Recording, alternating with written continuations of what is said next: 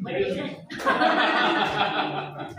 It was in those days. It was in those days. So over the years, Norman held longer-term assignment in Germany, the US, the UK, in numerous R&D leadership roles, being responsible for the development and performance evaluation of advanced fuels and lubricants such as Shell V-Power and Shell Helix.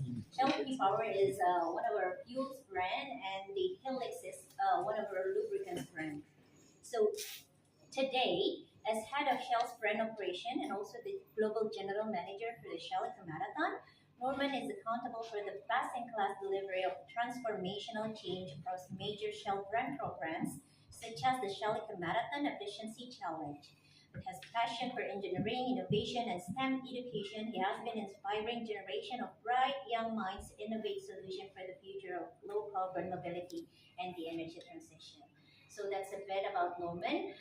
We'll have the discussion in English and also in Bahasa. My colleagues from Middle East, Shri, will help translate for those Middle Eastern journalists. And feel free to ask your questions in any language, so it doesn't have to be an English one.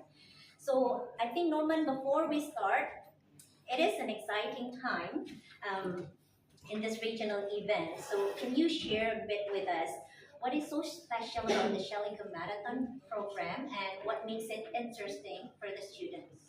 Let's start with that. No, thanks, Edith, and thanks for the kind introduction.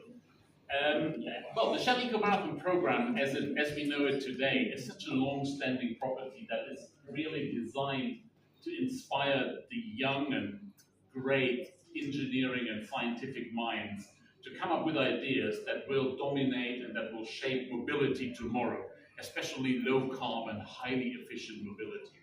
And the Shell Marathon program, as it was originating in 1985, has always done this. It has captured the inspiration and the imagination of the young talent of their era to come up with new ideas and innovations that would make it into the road cars of the future. So what we're seeing here today is simply the 38th year of this fantastic and amazing program, where over 70 teams from all around Asia Pacific and the Middle East come together, and they will compete against each other on the track on Friday, Saturday, and Sunday for nothing more and nothing less than who has the most energy efficient vehicle. And that will be, at least for me, very interesting to watch. Thank you. So interesting. So, jadi Shell Marathon itu udah berjalan sejak 38 tahun yang lalu ya. Jadi dimulai dari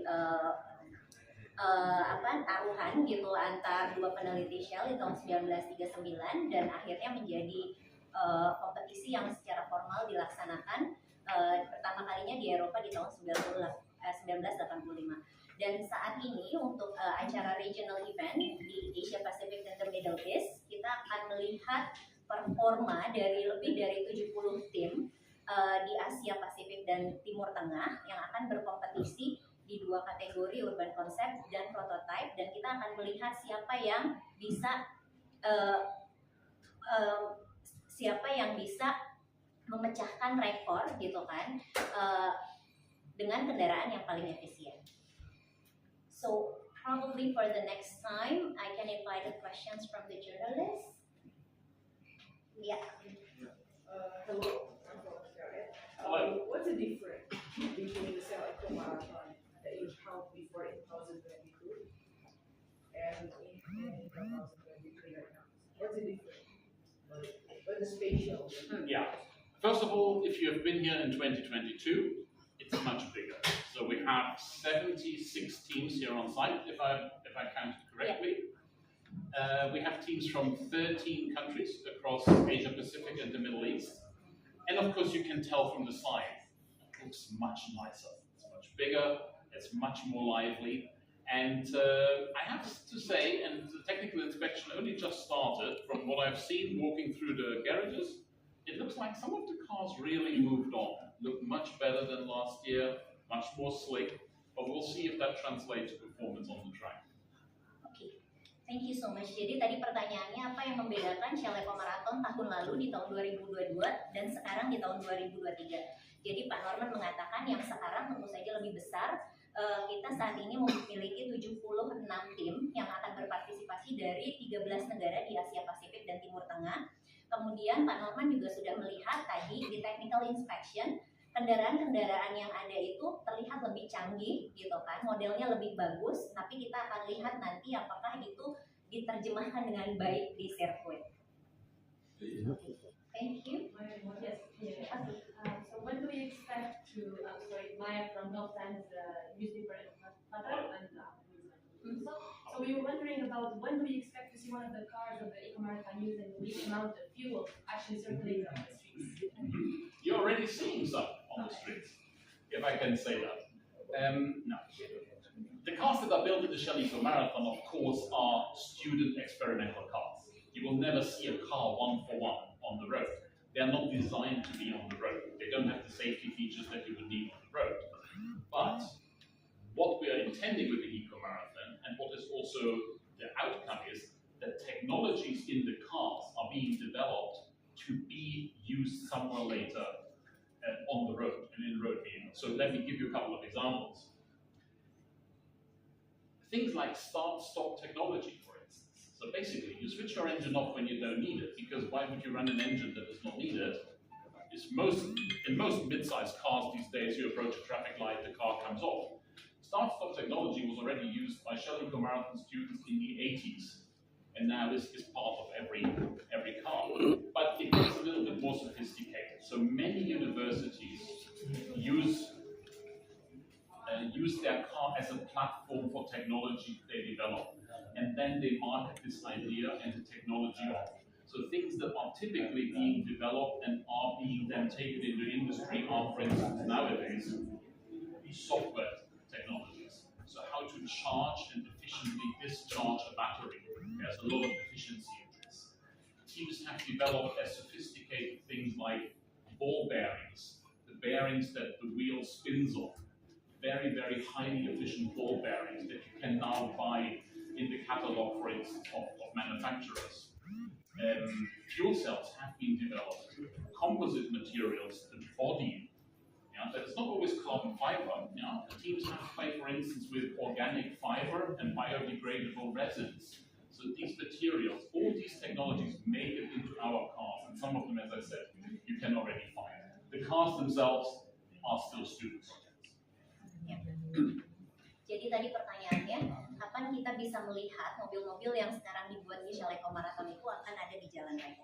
Jadi teknologinya sebetulnya sudah bisa dilihat di berbagai mobil yang sekarang ada di jalan raya. Tapi tentu saja mobil yang diciptakan oleh teman-teman mahasiswa di sini itu tidak didesain untuk dijalankan atau dijadikan kendaraan untuk digunakan berkendara di jalan raya. Karena tadi alasannya safety feature-nya atau fitur-fitur keamanannya masih kurang, dan mereka memang tidak dirancang untuk bisa berjalan di jalanan biasa gitu kan. Tapi kalau misalkan kita melihat beberapa teknologi yang ada di kendaraan pada saat ini, misalnya start and stop technology, itu adalah teknologi yang diciptakan oleh teman-teman mahasiswa di Shell Eco Marathon sejak tahun 1980-an gitu. Jadi mereka menciptakan dan menjadikan ajang Shell Eco Marathon ini sebagai platform atau wadah untuk menguji teknologi yang bisa digunakan di masa depan gitu. Jadi ada beberapa contohnya seperti tadi start and stop technology, terus bisa melihat teknologi dari softwarenya juga gitu. Bagaimana mereka bisa melakukan pengecasan daya gitu kan, charge and discharge secara aman. Kemudian ada teknologi ball bearings yang sangat efisien, fuel cell untuk hidrogen juga. Kemudian dari komposit materialnya tidak hanya menggunakan carbon fiber, tapi ada juga beberapa yang sudah menggunakan biodegradable resin dan organic fiber. So that's. Can I make one addition to that question? We as Shell for 38 years have been providing this platform for the students. It is very important to us to make sure the students protect their intellectual property, their ideas. These are not Shell ideas, but we also don't own them. So therefore also, if you want to find out more about them, I really encourage you, go downstairs, talk with the team. They will love to tell you what they are working on, what they are researching on, what their research focus at the university is. And you will learn so much more about their novel technology. I'm telling this here also really as a conduit, because we only find out in the tech inspection. Yeah? It is not the purpose of us to know the technology, it's for us to give the platform. So I invite you all, talk to the students, and you will find amazing stories. Oh, you translate. Okay, sorry. Another follow-up question. It's multi-way, huh? Yeah. So sorry, I just give like Yeah, a brief please. translation to the team. So jadi tadi Pak Norman menambahkan kita sudah melakukan Shell Eco Marathon ini selama lebih dari 38 tahun kan. Jadi yang mau digarisbawahi di sini adalah para tim mahasiswa itu tetap akan melindungi kekayaan intelektualnya. Jadi kita tidak sama sekali gitu mengambil hak atas kekayaan intelektual itu dari teman-teman mahasiswa. Jadi mereka yang akan punya hal itu dan kita memang hanya menyediakan wadahnya saja gitu seperti itu. Jadi kalau misalkan boleh tadi disarankan sama Pak Norman, teman-teman kalau misalnya mau tahu lebih banyak mengenai teknologi yang diciptakan oleh teman-teman mahasiswa di Shell Eco Marathon, bisa datang ke garage, nanti bisa menghubungi kami siapa kira-kira tim yang mau diwawancara gitu kan untuk menemukan lebih lanjut mengenai inovasi dan teknologi yang mereka temukan gitu, untuk kendaraannya. Terima kasih. Go ahead, Shireen. Sure. So it's basically a follow-up question to the past couple of questions. So did Shell previously or planning to ever to have an intellectual property right or use any of those inventions by the students to nurture it further down the road? Is there a plan to do so? There's no plan to do so. And also, as I said before, it is very, very important to us. We offer a platform. And part of our rules, for instance, gives very clear instructions on to help to the students. They must protect their ideas and their intellectual property before they bring it to the Eco Marathon. The moment they use it out here, it's in the public domain. And as you know, Shell is not in the business typically of building cars, as you probably not be surprised about it. So therefore, for us, it is giving this platform. I don't know of any example in the past where we would have talked to a school in any shape or form to utilize technology. But I understand also from our students, there are many players in the industry, obviously more from car, from the wider OEM business, who they are working with and who are funding sometimes the research and hope the technologies in the end being utilized by or sold to. But again, my invitation is speak to the students. They are not only the ones who have the ideas, but also they are the ones who are taking these ideas further. Okay. Iya. Thank you. Jadi tadi pertanyaan follow up-nya adalah apakah ada rencana dari Shell untuk lebih jauh mengadopsi atau menggunakan teknologi yang digunakan oleh teman-teman mahasiswa ini lebih lanjut gitu kan. Jadi jawabannya tidak ada rencana ke sana seperti tadi yang Pak Norman sampaikan bahwa kita sangat memproteksi atau melindungi kekayaan intelektual dan ide-ide yang diciptakan oleh mahasiswa. Jadi kita hanya menyediakan platformnya sekali lagi dan apabila teman-teman ingin mengetahui lebih lanjut silahkan mewawancara teman-teman mahasiswa sendiri karena mereka yang memiliki ide-idenya dan mereka yang akan bisa menceritakan lebih lanjut bagaimana mereka akan lebih jauh membawa ide ini ke depannya. Ya, izin. Yes. Okay. Can go first, you go. Okay, Mr. Norman, in your opinion, what's the potential Indonesia can create car of the future, and what's your, in your opinion? What is the potential of the teams here? Yeah, in Indonesia, Indonesian team or Yeah. Organization or corporation like that. What's the potential Indonesia can create car of the future? Yeah. Well, allow me, I'm not saying this because Indonesia is such a wonderful host to this competition, but Indonesian teams have really rocked the boat in the Asia-Pacific and Middle East competition in the last decade, I would say. As you know, the first world champion of Shell Eco Marathon in 2016 was an Indonesian team, Bumi Siliwangi. And they went all the way to take the crown of the best team in the world. So I have full confidence that the Indonesian teams, again, will play an important role on the track at the weekend in winning at least some of the competitions. And I'm pretty sure we will see them in the World Championship finale in October in India, representing Indonesia, I think, in quite some force. But it's a competition we will have to see. From a technology side, again, the week is early. If you ask me that again on Sunday, I can maybe give you a few ideas of what technology ideas I have seen from Indonesian teams that can make it into cars. But one thing I can tell you for sure, the team members that are working on these cars, they have learned something in this competition that they will take on into their future roles, and they will be prepped for really good jobs. And I can tell you, they will never forget this experience. They will take this learning with them for the rest of their lives. Jadi pertanyaannya tadi, bagaimana Pak Norman melihat potensi dari tim-tim Indonesia di Shell Marathon? Jadi Pak Norman juga menyampaikan bahwa tim-tim Indonesia itu telah memiliki prestasi yang sangat mengagumkan di 10 tahun atau dekade terakhir. Dan Pak Norman menyebutkan juga bahwa di tahun 2016 tim Bumi Siliwangi dari Indonesia, Universitas Pendidikan Indonesia telah menjadi juara untuk Drivers World Championship. Dan beliau juga percaya bahwa tim Indonesia kali ini akan juga meraih pencapaian yang luar biasa gitu. Jadi untuk sisi teknologi sampai sekarang masih terlalu awal untuk dilihat, tapi mungkin nanti di hari Sabtu atau hari Minggu kita bisa melihat lebih lanjut. Namun Pak Norman mempercayai bahwa tim Indonesia akan dapat mewakili region atau kawasan ini di acara final World Championship yang akan diselenggarakan di India. Okay. Sorry, mas question bahasa. Iya, sure.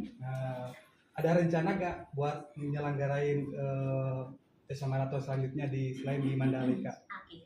So the question is whether you have any plan for the next Shell Marathon to be conducted in other countries outside Indonesia. I'll probably have to ask you to ask me that question again in a few months' time. But honestly, it is the philosophy and the idea of Shell Marathon that whether it is the Shell Marathon in Europe or Asia Pacific in the Middle East, we want to stay true to the name, which also means we have to move on. And typically, if you look at the history, we move on after 3-4 years to a new place, to a new venue. Now, this is the second year in this wonderful location in Mandalika on Lombok, so it is probably not quite time yet for us to move on. But I can also say, yes, we will be moving on, and we will find another great location, I'm very sure, somewhere in Asia Pacific and the Middle East in the years to come. So, pertanyaannya tadi, apakah ada rencana untuk menyelenggarakan acara Shell Marathon ini di lokasi lain di luar Indonesia? Jadi Pak Norman tadi menyampaikan mungkin harus ditanyakan ya beberapa bulan lagi ke depan gitu kan untuk rencana tersebut. Tapi jika kita melihat sejarah sebelumnya, Shell Marathon ini di kawasan manapun itu selalu diselenggarakan di lokasi yang berbeda-beda. Probably I can add like a bit more information on Asia itself. Like we have like already a couple of locations. So the first time we did it in Sepang. Jadi pertama kali kita lakukan di Sepang, Kuala Lumpur, dan kita pernah lakukan di Singapura juga, dan kita pernah lakukan di Manila juga. Jadi ini keempat kalinya kawasan di Asia atau negara di Asia menyelenggarakan Shell Marathon. Oke. Nanti dulu ya, go ahead, Kompas. Pertanyaan saya adalah bagaimana sebenarnya saya melihat peran mahasiswa atau anak muda dalam mendorong ekosistem mobil ramah energi di masa mendatang. Lalu selain Sel Eco ini apa saja sebenarnya upaya Sel untuk mendorong? Okay, so the question is that how do you see the role of students in helping innovate and also drive the creation of energy efficient vehicle that is more environmentally friendly? And then the second question is what are other efforts that is being done by Shell in the space outside the Shell Marathon? So the role of the students, to the first part, the role of the students is, I think, twofold.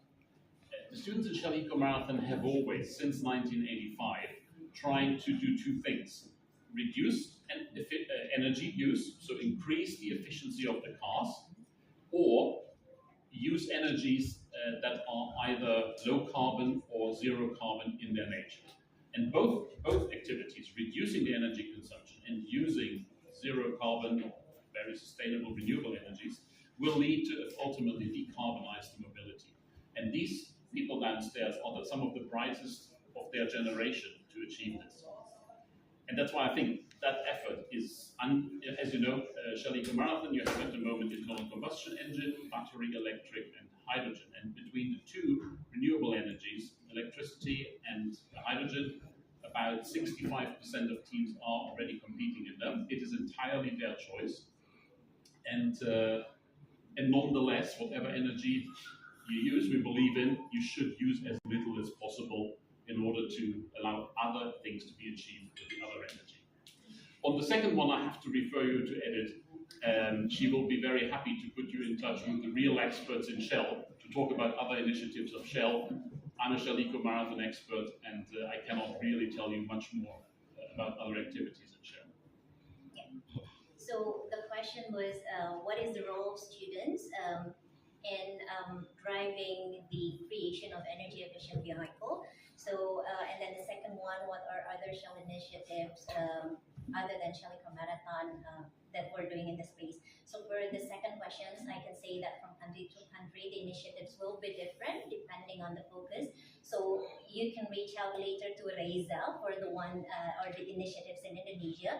But for the first questions, yang pertama itu, sorry, I have to speak in bahasa because you're answering in bahasa. Jadi mengurangi penggunaan energi gitu kan dengan meningkatkan efisiensi. Yang kedua, salah satu inisiatif kedua adalah dengan menggunakan zero carbon atau bahan bakar yang rendah karbon. Yang keduanya akan membantu decarbonize the mobility. Jadi membantu dekarbonisasi di sektor transportasi gitu. Nah, saat ini kita mempunyai 3 sumber energi ya. Jadi ICE, internal combustion engine, yang terdiri dari bensin, diesel, etanol, kemudian ada sel hidrogen, dan kemudian baterai elektrik. Saat ini kompetisi di Shell Eco Marathon 65% dari total partisipan itu sudah menggunakan renewable energy. Jadi di baterai elektrik dan juga hidrogen gitu. Oke, go ahead. Nama saya Iksan dari Al Jazeera. Tadi dikatakan kompetisi ini berlangsung di 3 kawasan lain, Asia, Eropa, dan juga Amerika. Bagaimana Anda melihat perbandingan kualitas kompetisi di antara 3 kawasan ini? Mungkin bisa dilihat progresnya seperti apa di antara 3 kawasan ini. Apakah kemudian negara-negara dari negara yang memiliki ekonomi relatif berkembang itu less developed dari negara maju barangkali, atau bagaimana dalam hal eksperimen yang mereka lakukan? Terima kasih. Terima kasih, Mas. So he's asking, we have like 3 regional events in Asia, America, and also Europe. How do you see in the comparison of the competition, the progress, I mean like the technology, and do you think that the student teams participating from a developed country is better than those in the developing countries? So that's the question. No, a very good question, and this is one of the fun parts of my job. I get to see them all around the world, and I have had the great pleasure to see them for the last 20 years. And really the heartwarming thing for me is that engineering students, by and large, whether they study in Boston, in Berlin, or in Jakarta, they're all the same. They're as creative, they're as innovative, they make the same mistakes, the same silly mistakes as all over the world. So we are seeing from the student teams in their dedication, in their effort, we see differences, but they are not region specific. Of course, there are teams that are more driven, that are more determined. We're seeing teams that have more money, but none of them determines whether they are successful down there on the track. Because we have seen teams, some European teams, who had really, really good industry funding. I mean, certainly 6-figure sums in euro terms or dollar terms. They didn't get a ballot run together. Why? They had fantastic technology, they had great help to buy machinery to produce things, but they forgot that they need to do and test, and they need to get the basics right. Yeah? Because if you use an engineering brain, and I'm an engineer by heart, you must get the basics right. Just to have the most efficient engine doesn't help you anything if you don't get around the track 5 times. And that is also the great learning for the students in Eco Marathon. To succeed in life and in your job, you need to be thorough, you need to be diligent. Having the biggest wallet does not buy you success. And that is, I think, for me also as an engineer, a very heartwarming story and a learning. Thank you so much. Jadi jawabannya dari Pak Norman adalah beliau sudah melihat ya banyak sekali tim peserta yang berkompetisi di 3 kawasan di Eropa, Amerika, dan Asia. Dan yang menarik dari observasinya adalah beliau melihat bahwa anak teknik gitu ya, mahasiswa teknik mau di Boston, mau di Berlin atau Jakarta gitu, mereka sama-sama kreatif, mereka sama-sama inovatif, dan kadang mereka juga melakukan kesalahan yang sama gitu. Jadi tidak berpengaruh gitu kawasannya di mana atau tingkat ekonominya seperti apa. Nah, kadang ada yang membedakan itu adalah ada tim yang memiliki lebih banyak pendanaan, misalnya ada tim yang lebih gigih gitu. Tapi di sini beliau bisa melihat bahwa tim yang memiliki banyak sponsor atau lebih banyak pendanaan tidak selalu menjadi pemenang gitu. Karena kadang-kadang yang menjadi sangat penting adalah mereka harus benar-benar memperhatikan dan memastikan bahwa they get the basic right. Jadi hal-hal yang dasar itu harus dilakukan terlebih dahulu. Jadi kedepannya Shell Eco Marathon ini juga mengajarkan teman-teman mahasiswa. Jadi kalau misalnya mereka mau sukses di kehidupan maupun di karirnya gitu, mereka harus berpikir semua aspek. Tidak hanya gitu karena misalnya mahasiswa ini memiliki uang, itu akan menjadi jaminan bagi mereka untuk sukses gitu. Jadi mereka juga harus mengingat bahwa walaupun mereka punya teknologi yang sangat bagus atau yang sangat advance untuk kendaraannya, mereka masih harus melalui track di sirkuit 5 putaran, dan apakah mereka bisa melakukan itu dengan efisien atau tidak. Terima kasih. Any other questions? Iya. Nah, belum Bapak ada dari dari penjelasan awal ini kan sepertinya Shell Marathon ini kan bertolak belakang dengan bisnis Shell, karena mengurangi efisiensi sedangkan Shell bisnisnya jualan. Ya maksudnya apa maksud utama Shell dengan mengubah Shell Marathon?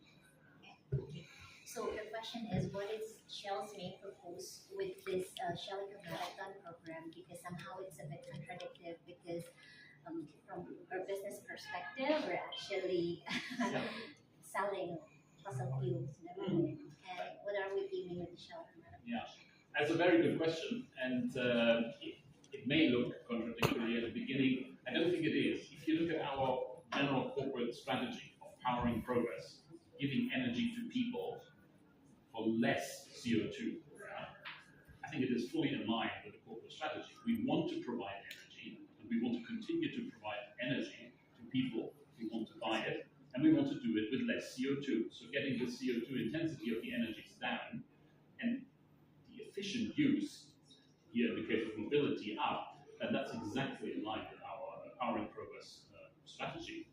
So therefore, we feel also as an educational program that the Shell Eco Marathon is. I think it is one of our proudest activities in this is to encourage students all over the world. And this year alone, there are nearly 400 universities from all over the year that are participating in this program. So around about 5,000 students who are learning how to use renewable energies, other conventional energies, but to get their usage efficiency up and to use less. I mean, just to give you maybe a feel for it, the world record at the moment of a French team in one of the prototype cars stands at over 3,700 kilometers per liter.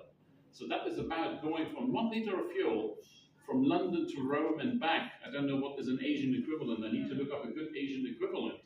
But for those of you, London to Rome, that is a long drive. And going back again on 1 liter of fuel, that is how efficient these cars are. So it shows that when you apply yourself, when you apply technologies, you can make great achievements.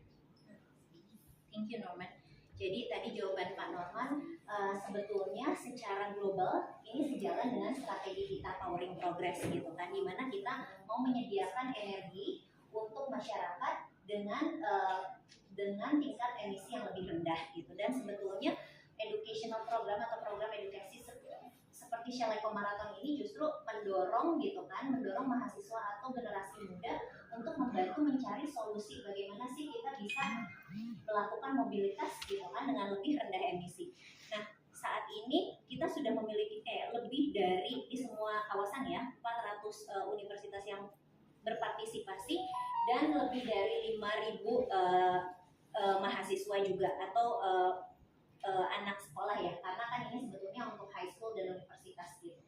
Kemudian Pak Norman juga mengatakan untuk rekor di Shell Eco Marathon French ada satu tim prototipe yang memiliki rekor lebih dari 3.700 km per liter yang kendaraannya bisa seefisien itu, dan kalau misalkan diukur secara jarak itu seperti berkendara dari London ke Roma dan balik lagi gitu, jadi sangat efisien. Anything else? Any further questions? Yeah, no, and also that's the reason why we love to talk to you, so that you talk about it. It is always a bit of a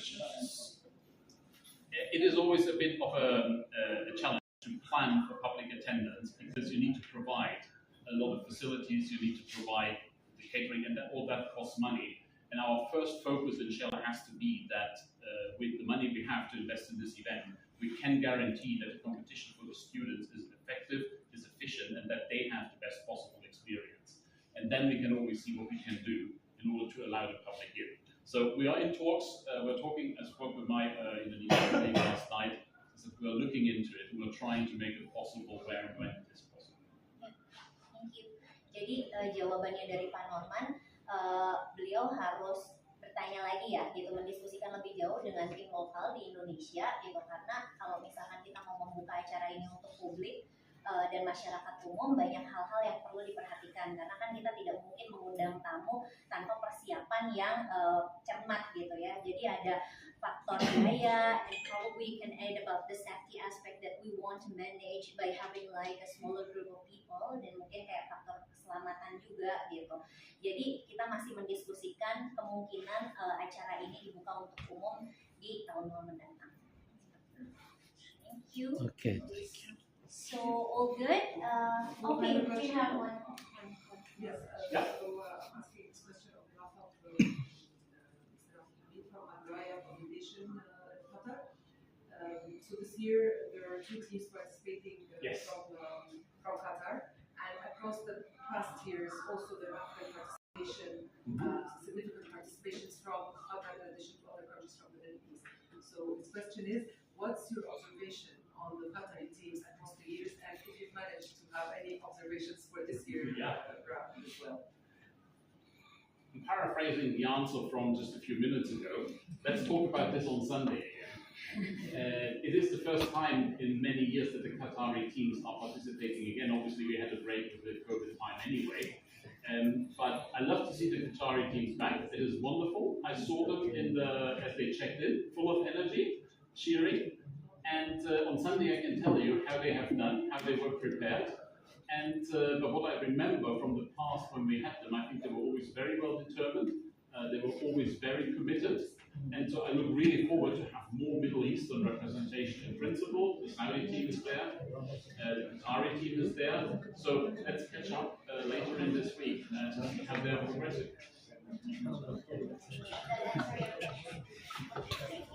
Jadi tadi sedikit pertanyaannya mengenai tim Qatar, ditanyakan bagaimana observasi Pak Norman terhadap tim-tim Qatar yang sebelumnya juga pernah berpartisipasi. Lalu Pak Norman menjawab bahwa beliau akan bisa melihat di hari Minggu ya, gitu kan, seperti apa performanya. Tapi sejauh ini observasi beliau selalu melihat tim Qatar itu sangat energik gitu ya, sangat committed, berkomitmen tinggi dan sangat gigih juga. Okay. I think that would be all. If there's no more questions, thank you all for attending and enjoy the rest of the day. Thank you, everybody. Thank you.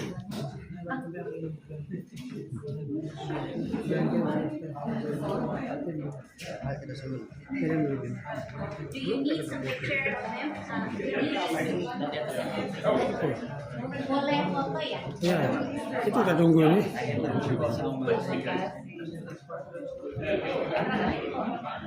Enggak minta terjemahan.